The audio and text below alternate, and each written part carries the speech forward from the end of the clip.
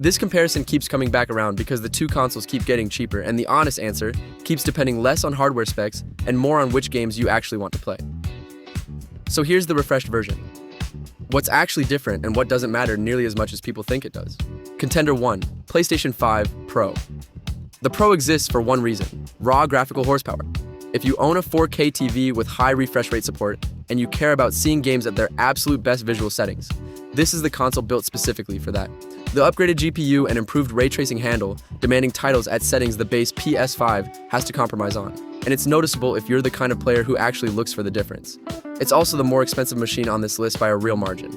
And if your TV is a few years old or you're not chasing the highest possible visual fidelity, you're paying for headroom you won't use. The other factor worth being upfront about.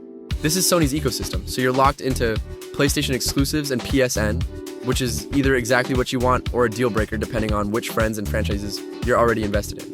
Contender 2, Xbox Series X. The Series X's real selling point isn't the hardware, it's Game Pass.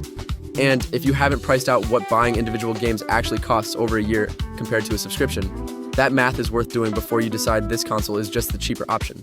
Hardware-wise, it's solidly capable, comparable to the base PS5 in most benchmarks, just without the Pro's extra graphical ceiling.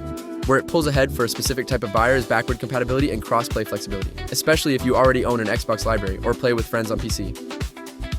The honest trade-off against the PS5 Pro is visual fidelity in the most demanding titles.